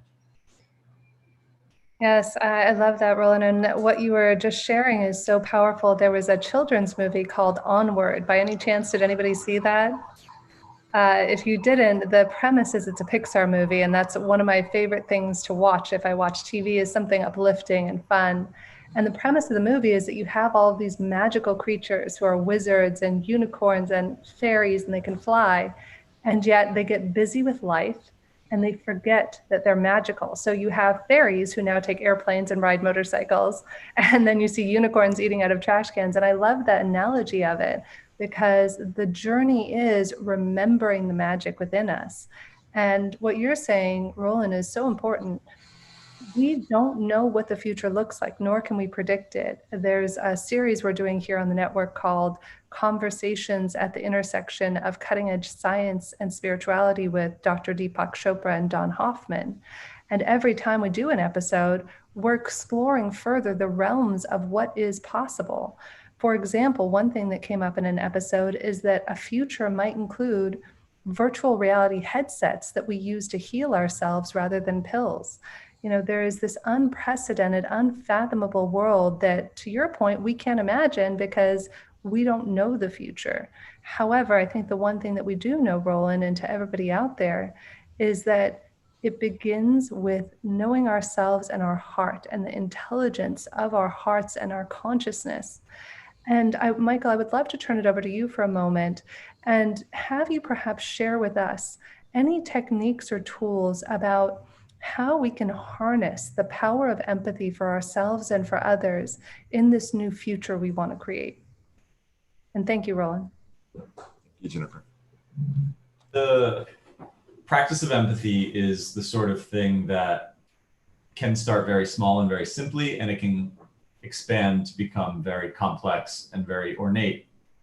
one of the easiest things, which was actually a phrase I used earlier during the introduction, that I say is the safest, easiest, most like accessible place to start. You can do it today. You can do it 5 minutes from now, is just shifting the way when you meet someone or you're connecting with someone, instead of saying the standard, how are you? What's it like to be you today? Yields such different results. You get such a different response. You get such a different access to that person and their world by just slightly changing the question. And so with the practice of empathy, the practice of great inquiry is a really excellent road to go down, to be able to start to understand what are the right questions to ask. How do I become a more thoughtful, connected, intuitive inquirer will ultimately lead to that better perspective taking. So when we do this work, we look across a variety of different archetypes, and we don't think of it as a typing tool like a Myers-Briggs or something like that, where you are one type of empath and I am another type of empath. But instead, we think about it across a spectrum of 7 different archetypes that I think of more as sort of like gears in a car.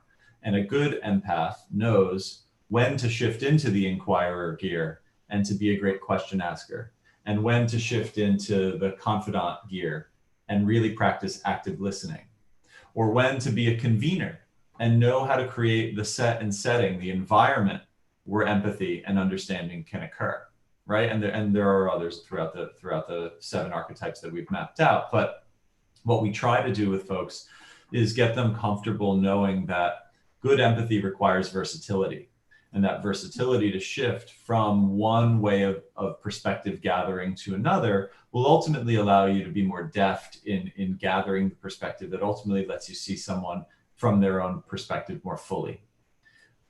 On the flip side, the interior self, we've also looked at sort of how to slice and map facets of the self, because when we say, how am I doing? Well, which I am I talking about, and which part of the self? Are we talking about the essential self, and how are we getting access to that?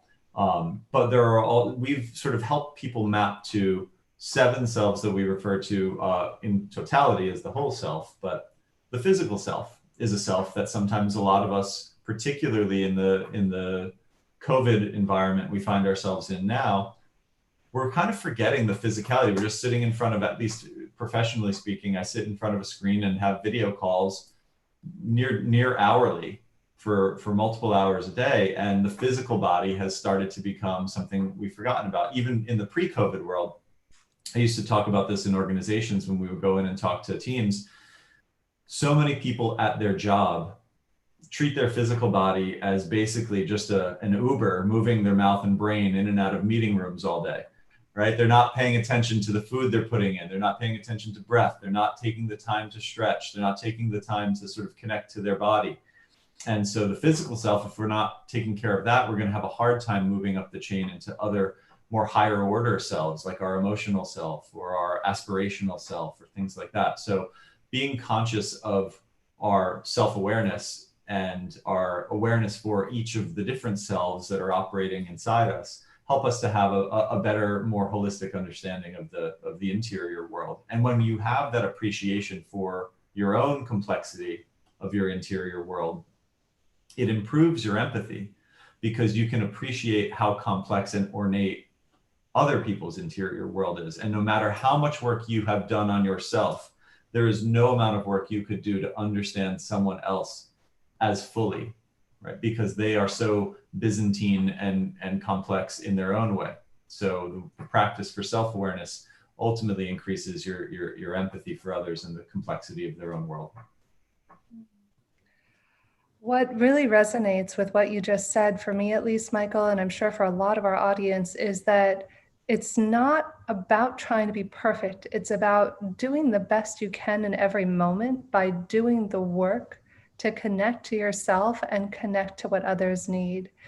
And I know it's one of the things that's funny. Dr. Sister Jenna and a couple of us were online before we went live today discussing this. I had opportunities for growth yesterday. And by that, I mean, I had about 3 challenges that happened that by the time I went to bed, it was one of those days where you're like, oh, I'm a failure. I can't go on and lead this panel tomorrow. I got angry 3 times. And what Dr. Sister Jenna and we were talking about before we went live is that some people mistakenly think that the path to empathy, the path to spiritual enlightenment, or to being the best version of yourself does not mean being perfect. It means allowing yourself to be sad, allowing yourself to be angry, and to your point, Michael, allowing others to be right where they are, and then seeing how quickly you can use the tools, use your heart, use your consciousness to shift from a state of anger or sadness or frustration to one that empowers and uplifts and inspires you. And I say this because I think it's so important for all of us out there to realize that we're human beings, have empathy for ourselves first and foremost, and then our ability to see ourselves as whole and complete allows us to see the world as whole and complete. And I really thank you for your wisdom and sharing around that, Michael. Thank you. Thank you. Amanda, seeing what you've seen in the world with all the teachers and all the great work you're doing, what are your thoughts on how we can move from a state of chaos to a state of coherence? I'm going to say again that it starts with yourself. So coherence is all about interconnection with, as vibrational beings, with all of the beings on this planet, as well as life on this planet. So moving from a place of chaos to coherence starts within you. My belief and feeling is so within, so without. We all paint our own reality. And that reality, that projection that we paint, is based on how we treat ourselves and how we feel about ourselves and how much respect we have for ourselves. Again, it's easy for people to, give and give and give and want to help the world and want to help change their local community and their families and help people across the world. You've got to learn how to help yourself first. That basic human right of self-love and self-help starts with self-understanding and empowerment and awareness. So through the work that I've been doing with Wake TV and before, moving towards coherence is about what's happening within you. It's about self-alignment and self-awareness. When you are in coherence and understand yourself in any moment, or have a self-awareness of your feelings and emotions and thought processes, which Dr. Rollin was alluding to regarding the subconscious mind and how it rules a lot of our world. If you become more aware of what's happening subconsciously, your habits, your thought patterns, you are now taking a conscious stance on who and what you are as a vibrational being interconnected throughout this entire planet. Dr. Rollin is leading the Global Coherence Initiative, which is part of Heart Math Institute. Highly recommend everyone checks it out. And it talks about intention, and it talks about coherence that starts within the self through intention as well as in groups. And this energy travels in waves across the geomagnetic field of Earth. It is scientific that there are changes in the geomagnetic field based on intention, coherence, and consciousness. So the biggest thing in this moment, in this pause, is asking yourself if you are in coherence, if you are in alignment. And even in those moments of chaos, to show yourself compassion. That's one of my biggest learnings, I think, through this process. Running a company, being a mom, having so many responsibilities, is self-compassion in these moments of just what feels like total mayhem and chaos. And it could be my home, it could be in my immediate surroundings, it could be behind the scenes at the network. Things aren't working. It's like, what's happening? What's going on? The platform's not even on. What's that? You know, we have all these moments, and it's like, I have moved from tears to laughter sometimes in these moments, because I recognize how out of body I can become sometimes when, we'll say, crap hits the fan, shall we say, or whatever, however you want to perceive it. But coherence, moving from chaos to coherence, has to start within yourself. It's a self-recognition, it's an awareness of your subconscious thoughts, habits, patterns, and awareness that your projection of reality in the world creates this experience that is you.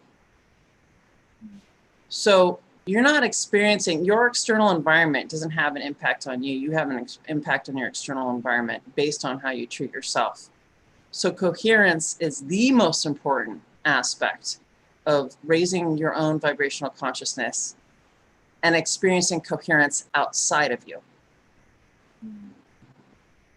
Yes, thank you for that, Amanda. And while you were sharing about that, we actually had a very poignant comment from one of our viewers, Malini, who said, "We are missing the point of the pandemic if we continue to think of the situation as chaos. Humanity was running at a sprint without knowing what distance was to be covered. So when you are out of breath and you stop, you take a deep breath." And I love what Malini shared there, and I think it's so relevant to everything we've been talking about today. One thing we sometimes don't realize is that if we look at something as a challenge or as a problem, or as I use the word chaos, and Malini so graciously pointed out, the thing becomes what we say it is. And so what if, I don't remember, was it you, Sister Jenna, who said instead of corona, it was karuna, which is Karuna, right. Tell me what that means again. Karuna in Hindi means compassion. So it definitely, this corona is our invitation to raising compassion, which Michael and Arthur and everyone has spoken about, Rollin, Amanda, that there's definitely a call to heart. I want to take a moment to ask Rick to unpin me. I am pinned, so the whole world is seeing me when other people are speaking. And there are no accidents. The universe is doing There we that. go. It's okay, Amanda. It went out differently than you saw it. It was okay. Oh, perfect. Thank you. This is one of those moments, speaking of compassion and just having fun, like yesterday when I was struggling with my own humanity and making mistakes.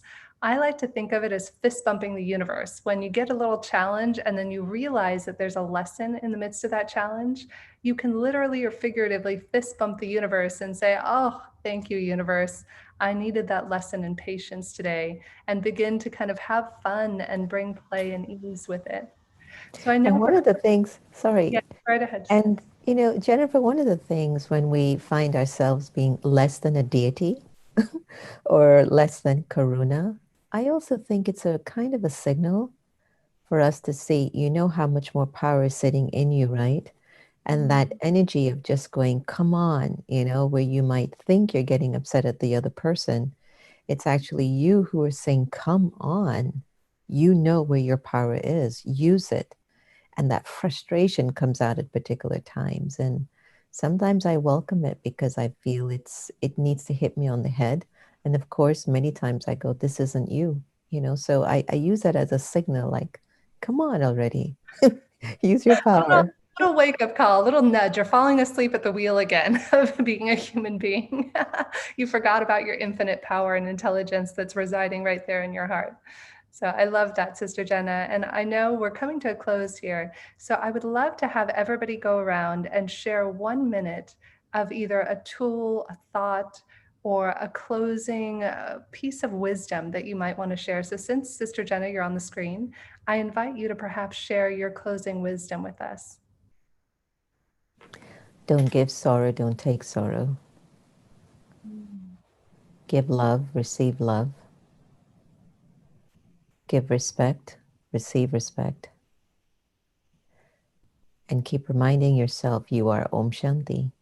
It's my religion. I'm a peaceful being. That's my religion.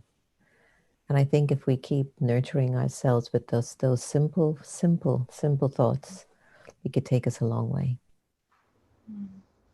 Om Shanti, my friend. Thank you so much. And a lot of people were mentioning Sister Jenna. I know, of course, you led a coalition meditation for us, as did Rollin and Amanda and Arthur. So if anybody wants, we put the coalition meditation links, which are all free in there, in the chat bot. Although I do invite you, Sister Jenna, is there anywhere else people can find the what if meditation? I remember you did that for us in one of our meditations, though everybody really loved it and wanted more of it. Okay, great. On America Meditating YouTube and also on the americameditating.org. But what I'd also like to do is to offer a free link to a meditation I did entitled Your Inner Journey, which is a whole album. So just let me know and we'll be able to send that link to everyone, just as our gift. Incredible. Thank you so much, my friend. Om Shanti. And Shanti. I love you so much and love everything you do. And Michael, if you would like to share with us perhaps your closing thoughts and any wisdom that you would love to share with our viewers.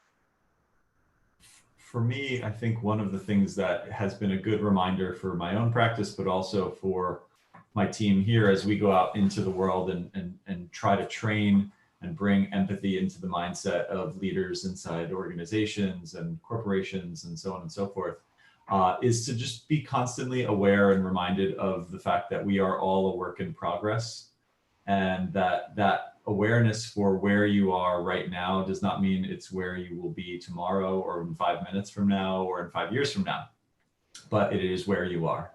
And to accept that work in progress reality as a present state, but not a future state, is a really important reminder so that we can continue on the path and keep practicing and keep doing the work we need to do to refine ourselves and our skills and our relationships with others. Incredible, Michael. And if people want to find out about you, for the people here live with us, I think that they were able, we put it in the chat, but for people tuning in on Awake, if they wanted to get your book, Applied Empathy, or find out about Sub Rosa, where would they go to do so? Yeah, Sub Rosa is wearesubrosa.com, and Applied Empathy is easy enough, appliedempathy.com. Perfect. And Amanda, thank you so much, Michael. I turn it over to you, my friend. Any closing thoughts or wisdom for you to share with the world right now? I want to say thank you to you, Jennifer, for your magnificent work on Awake for months, your endless desire to support the world in all aspects, day and night. You are over in England and sometimes working at midnight with us and the team, or doing your show at late at night. And you're just such a beautiful heart and soul, and I am in deep gratitude for our connection. I want to thank all the panelists here today. I thoroughly enjoyed everyone's talk and work, and it's just been an absolute gift. And I want to say, in this pause, what I've been saying the entire show is to stop and become aware of your own breath and connection to self. That is the number one thing in my perspective that helps progress you through in a more coherent way through every moment of every day as we were in this global transformation together. Thank you, my friend. It's an honor to get to work with you and collaborate with you on Awake. And thank you for all of the tireless hours you put in to make this possible. I'm so grateful to be a part of this network and the wisdom that you're sharing with the world. And Arthur, my friend, you are full screen, so I hand it over to you for closing thoughts. I have a fundamental concept. You speak about empowerment through voice, which you referred to at the beginning when speaking about me. Tony Robbins when I used to train Tony many, many years ago, would refer to the 7 rituals I created called pattern intervals.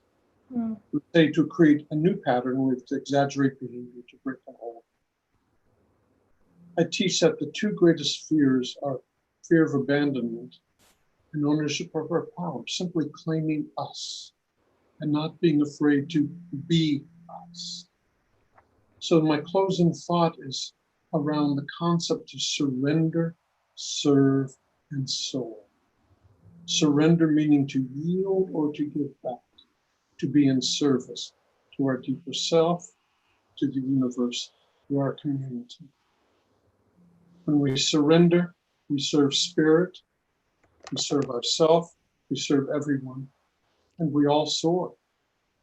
So going into that state, allowing ourselves to claim who we're truly capable of being, by allowing without judgment the opportunity to truly just be. And in the deeper listening of that being, we are at peace. I love and adore you, my friend. Thank you so much, Arthur, for sharing your wisdom with us today. And a personal little shout out for Arthur's book, Vocal Leadership. If you get it on Audible, he narrates the book, and it's like getting a personal vocal lesson from Arthur. So I cannot recommend it enough. Again, his program is Vocal Awareness, and the book is Vocal Leadership. So thank you, my friend, for allowing me to be the woman I am through the practices that you've taught me over the years. It's my privilege, obviously. Thank you, my friend. And Rollin, last but not least, I figured we started with you and we will end with you. So no meaning ending, we are further expanding into infinity and space. I would love to have you share with us any closing thoughts you have. Sure. Thank you, Jennifer. And I'd actually like to follow up on something that Amanda said about compassion. And compassion, to me, is one of the highest frequencies, vibrations within the love spectrum, and the thing that the planet needs most now. And we've talked a lot about coherence. A number of panelists have mentioned it. And one of the hallmarks of coherence, when we use it to describe a complex system, is that there has to be communication between the parts, whether it's us in our own bodies or with us within family units or social, the connection. And separation is the thing that decoheres us, that takes us out of coherence, whether that's separation from who we really are at our larger self, right, that Sister Jenna talks so eloquently about, or separation within humanity, between us and each other and even our loved ones. And one of the things that's really helped me with the frequency of the vibration of compassion was to add the word latitude, compassionate latitude, something that we need to have with ourselves, right? Because we can be in different vibrations, right, throughout a day. And sometimes it feels like there's two people inside the same body, depending on our vibration. I think you told some great stories, Jennifer, about that. But having compassionate latitude for ourselves, and especially for others, that do that thing, they do that thing, right? And there we are, we were reactions, and our responses. But if we can really take that pause and go to compassionate latitude, because we don't know what's going on in them, what happened to them earlier, the day before, whatever, but have some compassionate latitude for the vibration they're in. And remember, if we can have the self-awareness to know that we probably did the same thing, last week, or will do it next week, right? So we need to cut each other some slack and ourselves, and when we have those moments, right, oops, and move on, right? Because it's the self-beating, the I did bad, I'm not good enough. That is just taking us into the downward spiral of the lower vibration. So the quicker we can have compassionate latitude for ourselves and others, oops, and move on, and add more love to the field, the better, I would suggest. So thank you for having me on the panel, Jennifer. I really appreciate it. It's an honor to be here with everyone. I'm so happy, Rollin. I love that you left us with love. What a perfect way to tie it all together is have compassion for ourselves, have compassion for others, and know that you're going to make mistakes. You're going to be human. And can you have compassionate latitude, as Rollin said? Can you have love for yourself and for others, even in those moments where you're not vibrating at your highest and best self? And on a quick side note, I know for any of you interested in the science of coherence or the science of intuition, Rollin did some incredible shows right here on the network. If you type in the words heart math at the top of awaketvnetwork.live, you'll be able to find a couple of incredible shows that Rollin did on coherence and intuition, including one with Dr. Roger Nelson. So I invite you to check those out. There's so much amazing content on Awake TV Network and so many wonderful teachers. We also do our Coalition for Global Unity meditations every Monday at noon Pacific Standard Time on awaketvnetwork.live. We facilitate free meditations, and most of our panelists have joined us. And Michael, we'd love to have you join us for a meditation. And please check it out. There are so many ways to quiet the noise. And I want to thank Jim and Rick and the Humanity Rising team. Thank you so much for creating this space. What you did, Jim, is you created a space in the midst of all this for us all to bring forth new ideas and to create a future that we all want to live in. I am so honored and grateful to each one of you for joining us today on the panel. Michael, Arthur, Sister Jenna, Amanda, Rollin. I'm filled with deep gratitude. And to all of the incredible people tuning in on Awake and live with us here on Zoom, I have loved your feedback. It has been such a delight to kind of hear what your thoughts were as we went along and all of the wonderful pearls of wisdom that you shared. So I'm Jennifer Hill. It has been an honor and a privilege to host you here today. And I turn it over to you, Jim. Thank you, Jennifer. Thank you, everyone on this panel. It has truly been a pause. And, when I think it was Sister Jenna, you were talking about the Brahma Kumaris meditating every hour.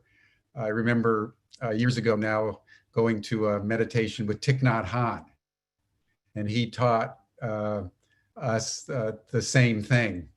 And so for years, I set my little clock on my cell phone to ring at the top of the hour.